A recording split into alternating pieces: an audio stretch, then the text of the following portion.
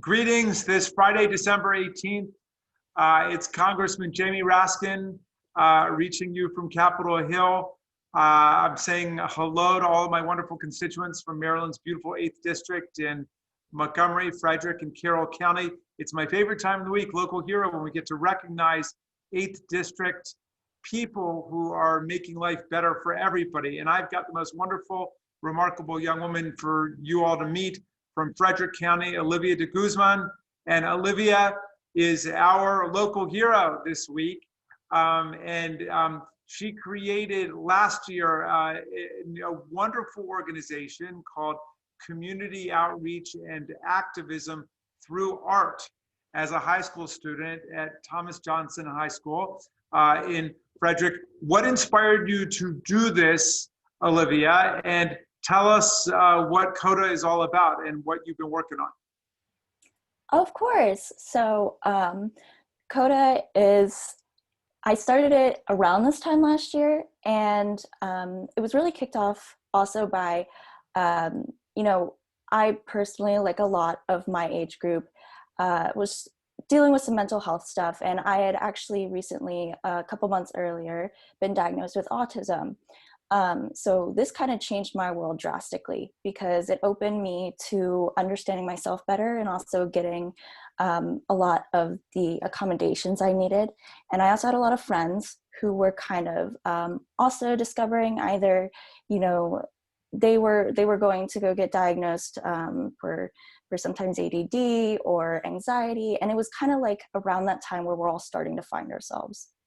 Now, I knew since around freshman year that I always wanted to do something to give back to my community, especially in the nonprofit world. And I was up late reading one night, and I go to the Arts Magnet Program, Academy for the Fine Arts at TJ. And I was kind of like, I want to do something through art. I mean, I'm such an artsy person, so are my friends. And so I came up with the acronym COATA, which stands for Community Outreach and Activism Through Art. Because why not start young? And I'd gone to school the next day, and I was like, okay, you are all in my club. I remember telling my close group of friends at the time, and we kind of started from there. We started first with a mental health monthly, which is our monthly newsletter now. We still do it. And basically we would come up with prompts that really made us think, especially about kind of internally ourselves and who we are, especially as youth in this current world and age. And we would create art. We also created written pieces. We have people who've created music. We recently have had some amazing new members use math equations to create art. So in this way, we've kind of wanted to spark expression, even if you aren't an artist, because I think that's a big thing I've always heard is, oh, but I'm not good at drawing or I'm not good at painting, so I can't use it as a form of expression because it's not beautiful.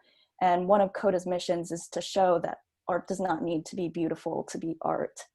And this kind of expanded. We began with mental health, and then when quarantine started, this is when we really started. I started to realize this is something I want to spend my time doing a lot more than I was. And so in its own way, COVID, while being a curse, was also a blessing for me to be able to really start to focus on it. So now we have a large online community where we have international members from New Zealand, Australia.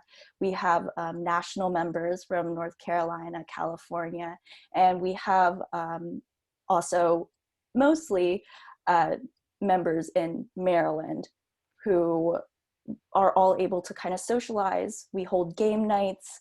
So Olivia, let me ask you about this, because I first got to meet you when we had a big lobby meeting. I think there must have been 20 or 25 kids on it to talk about the problem of drug use among young people and what we're doing at the federal level and the state and local level to try to combat drug use and to deal with the underlying problems of emotional and mental health.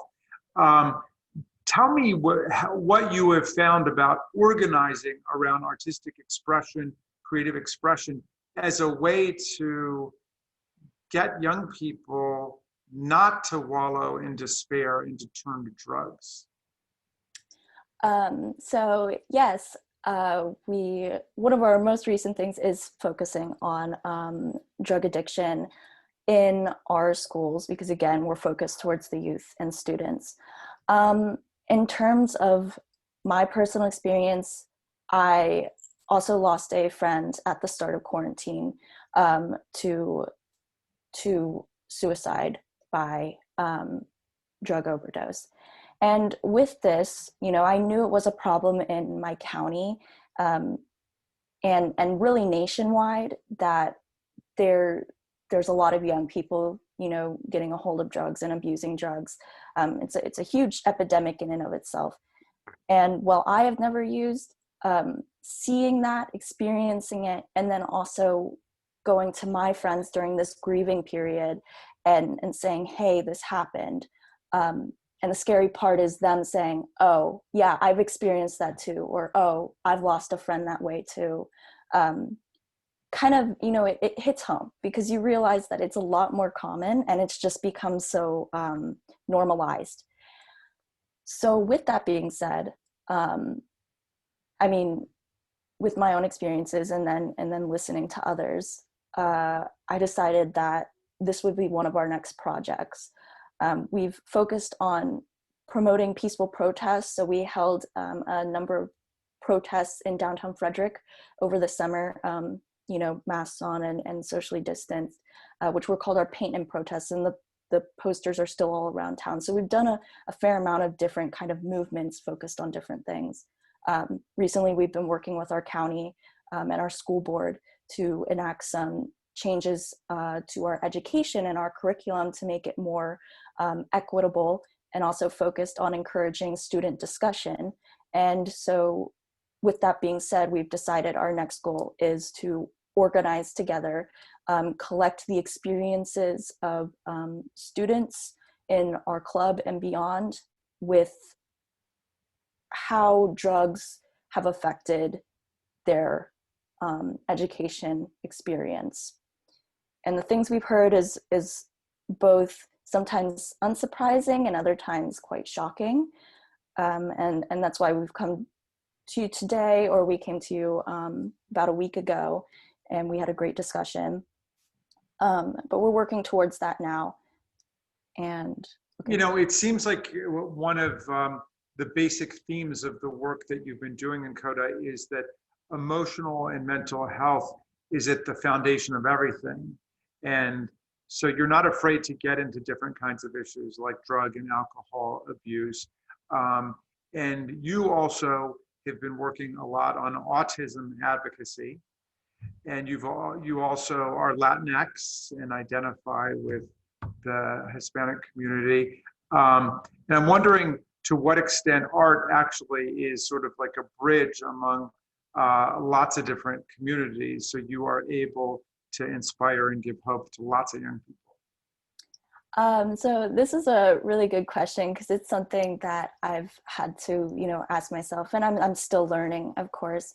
I think it's one thing about COATA is, we began as to really focus on student mental health, and then we have to intersectionalize that, because we realize that it's not just mental health.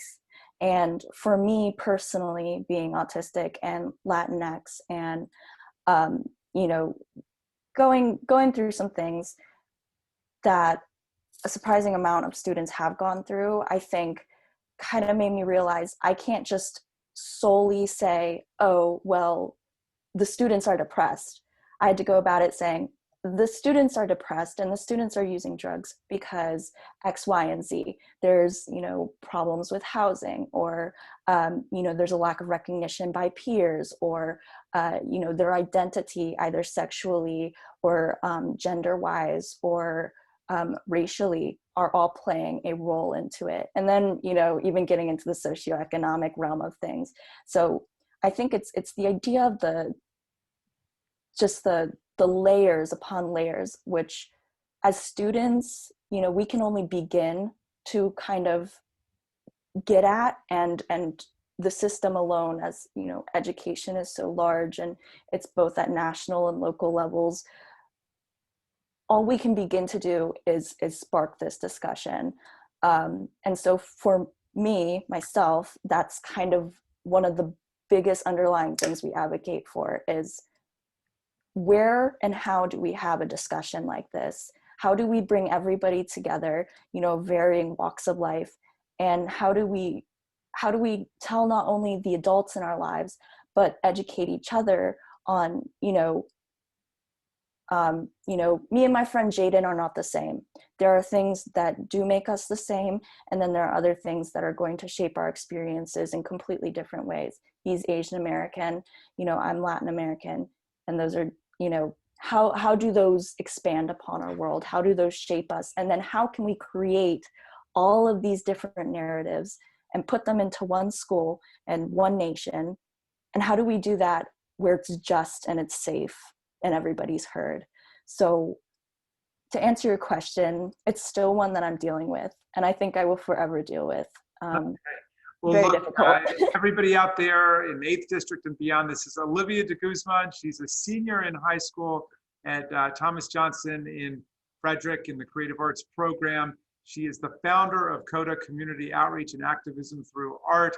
She has touched dozens and dozens and dozens of young people, and they are on the front lines of the struggle to transform a lot of bleakness in terms of emotional and mental health out there into positive public creative action, both through art and through politics and engagement. And I've just been thrilled to meet the young people involved. It's a wonderfully articulate and lucid and engaged group of young people. So Olivia, thank you for what you did for all of this activism. You're our local hero this week, and we can't wait to see what other projects you're going to be involved in, and we know that they will be uplifting the community.